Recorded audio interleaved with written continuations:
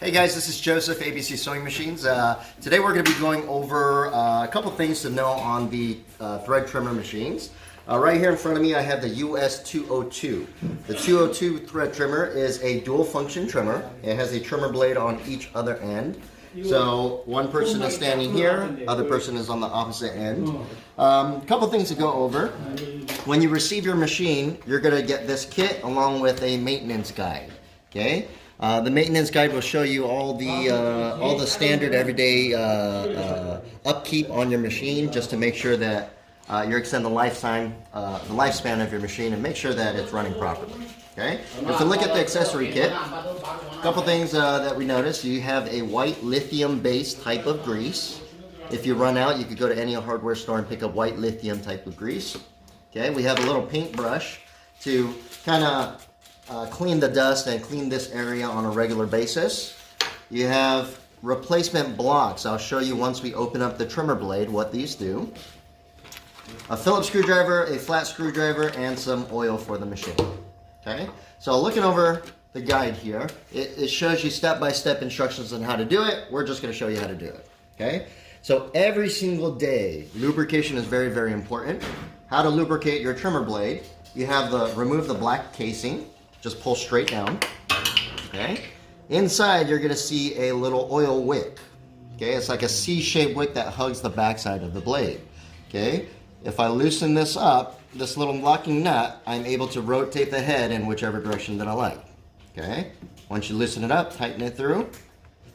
When the black casing is on, you have little opening holes. You don't have to remove the casing every time. We're just going to get our oil, drip it inside the hole which is in the black casing, and it will hit this wick. Okay? This is an everyday process. You want to make sure that your blade stays lubricated so you extend the lifespan of the blade. Replacements are very simple. They come complete, but you want to get the best bang for your buck and lifespan on the trimmer blades. Okay? So oiling, very, very crucial. On top of oiling, we have greasing the blade. Okay? Greasing the blade should be done at least every 2 weeks, I would say. Weekly if you're using it every single day in a production atmosphere. Okay, we're going to grab our Phillips screw. We have 2 screws on each side of the blade. We're just going to loosen these up a little. You don't have to remove them all the way. One more on the left side. Okay, once we have the screws loose, we're just going to pull straight out. Okay.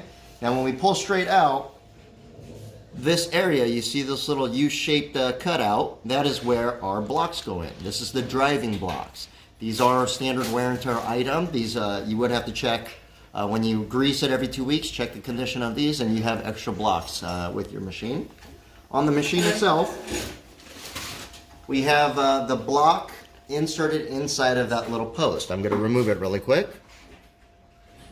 Okay. So the block fits inside of this groove, which has to be greased up with that white lithium grease that is supplied with the machine. And very important about this block, you have an opening.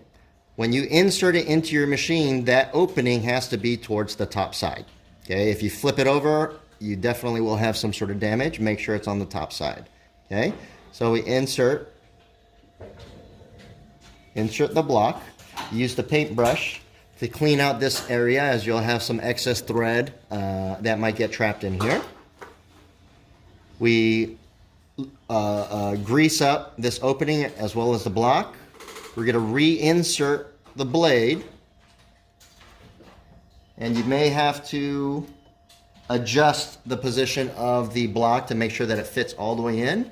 Once we find that position, we push all the way in, slightly push in while we tighten up the screws.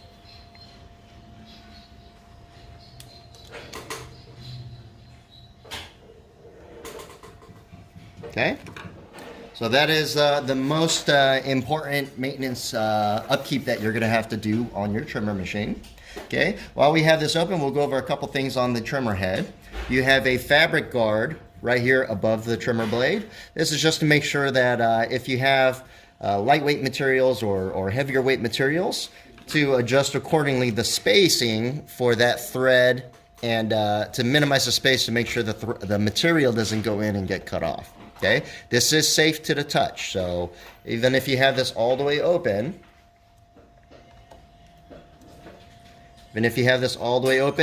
you will not be able to, it is safe to the touch. Okay, so this is going to be a fabric guard just to adjust how much or how thick of a material or thread that you may be using, and you will have to adjust accordingly. Okay. When you tighten up the screws, just you don't need it super tight, just a little snug so it doesn't move. There we go. Okay. Rotation, changing the rotation of your trimmer blade. The locking nut for the trimmer head. Loosen it up, and we could go ahead and angle to whatever position your operator likes. Okay.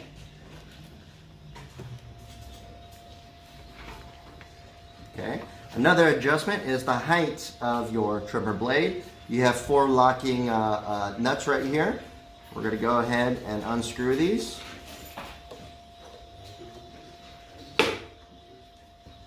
Once we unscrew it, we can go ahead and adjust accordingly the heights of both trimmer heads. Okay. If we follow each trimmer head going back to the hose, the connecting hose, we're going to see a couple channels right here on the back side. It's labeled right here 0, 1, 2, 3.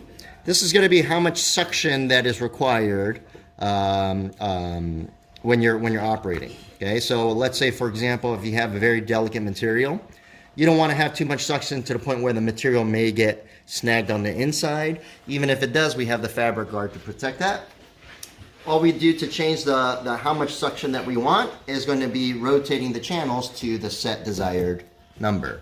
So if you look at it here, this is going to be the least amount of suction because air is being sucked in from the opening. If you want more pressure, we're going to go more towards the 0 side. So if you can see as I turn, the channel gets a little smaller and smaller on 1 and completely blocked off on 0. Let me rotate this around. Right there. So we're on 0, the channel is closed. If you want less suction, we're going to rotate it over to the bigger hole. Okay? All the thread that gets sucked up and trimmed will get collected in the waste buckets down below. Okay? So, if you want to empty out the bucket, we unlock the latches, throw away the excess thread, and then go ahead and clip it back on.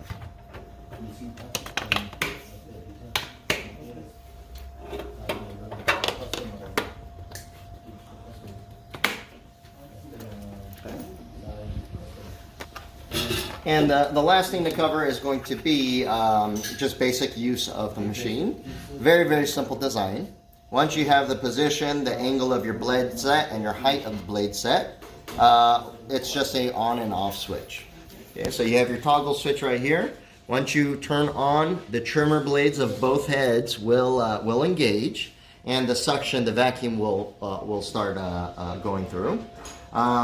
If for any reason the blades are dull, worn out, they get stuck, there is a chance that it will pop the fuse. The fuse is right behind the on-off switch. Just a standard fuse that you can pick up at any hardware store. This is a 250 volt, 2 amp fuse. So 250 volts, 2 amps. Any hardware store, they're about $2-3. Just replace it through, slide it back in, and you should be ready to go. Okay? On switch gets a little loud because of the suction. It's a bigger suction motor for both trimmer heads. We're going to go ahead and turn it on. Both heads are engaging. You should hear a nice soft hum from the trimmers, and then the vacuum will kick in. Okay? So if you have any questions, if you have any other issues that you might run into, give us a call and we'll be glad to help you out. Take care.